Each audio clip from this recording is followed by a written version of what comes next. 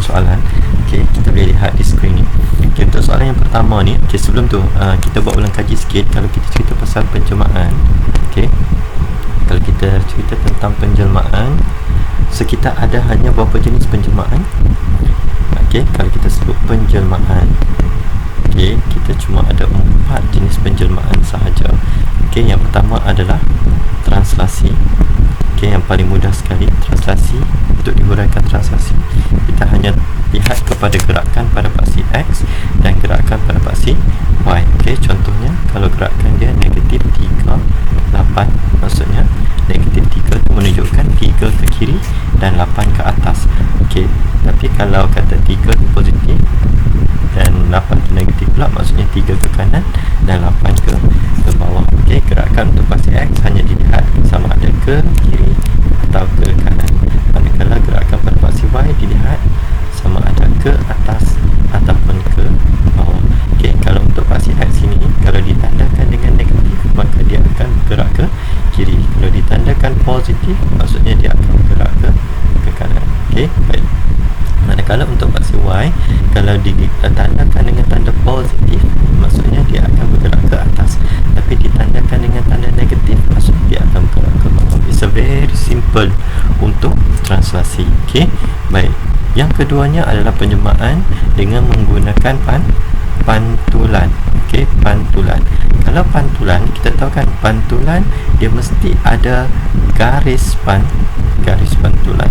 Okay, baik. Garis pantulan dia ada, okay, dia ada 4 jenis yang famous. Okay, yang pertama, garis pantulan tu hanya ada pada paksi Y. So dia akan namakan Y sama dengan berapa. Contohnya Y sama dengan 3. Maksudnya kalau dalam kita punya paksi tu, kita cari Y sama dengan 3. Contohnya 3 kat sini, di sinilah garis. Okay, itulah garis pantulan dia. Dan yang keduanya adalah hanya ada pada paksi X. So X sama dengan 4 contohnya. So kita pergi pada paksi X, contohnya 4 kat sini. Okay, so garis pantulan dia hanya ada di sini. Okay, itu garis pantulan dia. Yang ketiga adalah Y sama dengan X. Okay, Y sama dengan X. Maksudnya kalau Y1, X1. Kalau Y2, X2. Y3 sama dengan X3. So sebab tu Y sama dengan X. So dia akan jadi macam ni garis dia. Okay, maksudnya kalau 1 pun 1, kalau 2 Y pun 2, kalau negatif 1 negatif 1. Sebab tu bila kita sambungkan, dia akan membentuk garis macam ni. Okay, lurus lah, lurus. Okay, yang seterusnya, yang keempat adalah Y sama dengan negatif X. Kali ini terbalik. Okay, kalau Y positif, X negatif. Okay, dia akan jadi macam ni. Okay, baik. Itu untuk pantulan. Dia mesti kena ada garis pantulan. Okay, baik. Seterusnya adalah putaran. Okay, putaran ni dia ada banyak dia punya apa nama tu, aksesori dia lah. Okay, so apa yang mudah kita ingat pas. Kalau kita nak putar, kita kena ada pusat putaran. Maksudnya kita nak ikat dia kat mana, so mesti ada pusat. Okay, kemudian kalau kita nak putar dia, dia ada arah. Okay, dia ada arah dia, sama ada dia lawan jam ataupun ikut jam. Okay, dan dia sudut berapa. Okay, sudut dia berapa. Okay, sudut dia mesti kena ada sudut. Sudut pula dia ada 2 je kalau level kita, iaitu 90 darjah ataupun 180 darjah. Okay, itu untuk apa nama, 3 jenis ni lah. Okay, dan yang terakhir, okay, yang terakhir kita pada dulu yang terakhir adalah pembesaran. Okay, yang terakhir adalah pembesaran. Kalau kita sebut pembesaran, ingat ada 2 benda sahaja yang perlu kita cari untuk pembesaran ni, iaitu apa? Okay, sekejap Okay, baik.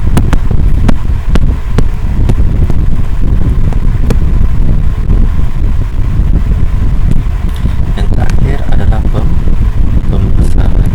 Okay, pembesaran kita ingat S, ingat P, iaitu dia punya skala faktor dan dia punya pusat di mana. Okay, itu sahaja. Nak tahu skala faktor dia, kita lihat panjang image dibahagikan dengan panjang objek. Itu skala faktor dia.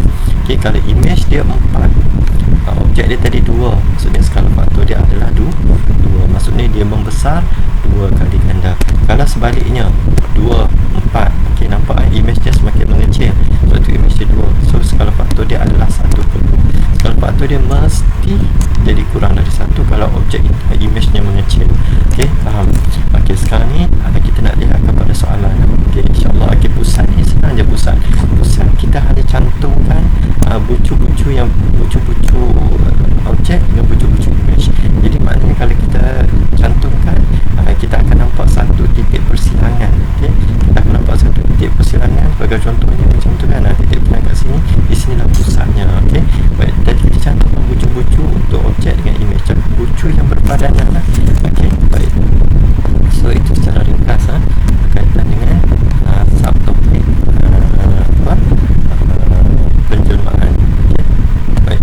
So kita lihat kepada soalan pertama yang Mak bagi. Okay, dalam tugasan kita. Okay, sebenarnya senang je, jangan kita susah-susahkan. Okay, baik, cuba tengok soalan yang pertama ni. Rajah menunjukkan 5 segitiga dilukis pada satu satang kata. 5 segitiga, memang ada 5 dekat situ, A, B, C, D dan K. Segitiga A, B, C dan D adalah image bagi segitiga K di bawah suatu pembesaran. Kan kita nampak K tu kecil je ni kat tengah-tengah ni. Okey, dia menggunakan pembesaran. So kalau kita ingat pembesaran, kita mesti ingat skala faktor dia berapa dan pusatnya di mana. Okey, baik. So antara segitiga A, B, C, D, yang manakah bukan image yang betul? Okey, so kalau pusat, semua ada pusat kat situ. Kalau kita sama-sama dia mesti kan ada pusat dia juga. So pusat kat sini tak jadi masalah. Sekarang masalah kita hanyalah pada di skala faktor. Adakah skala faktornya sama? Skala faktor kena sama untuk semua panjang dia. Okey, cuba kita tengok A. Kita tengok A. Okey, kalau tengok image tu, objek tu K ni, dia ada panjang panjang sisi ni tengok ni. Okey, tengok ni, satu je dia punya ni. Okey, semua satu, kita tak satu kotak semua kan. Cuba kita tengok dekat A. Okey, dia jadi 3, 4, dan 1, 2, 3, 4. Ya, 4. Kalau 4, semua kena 4. Adakah sepanjang ni pun 4? 1, 2, 3, 4, betul? 1, 2, 3, 4. So A adalah image. Okay, kita tengok B pula dia berguna 3. Okay, 1, 2, 3. Sini pun 1, 2, 3. Sini pun 1, 2, 3. So B juga adalah image. Kita tengok C dia pakai 2. So sini 1, 2, 1, 2, 1, 2. Okay, 2. Tapi kalau untuk D, cuba tengok, dia pakai 2 untuk panjang ni, tapi sini dah jadi 3. Sini pula tak tahu jadi berapa. Nampak tak? Dia tak konsisten dari segi skala faktor. Maksudnya D bukan image. So jawapan dia adalah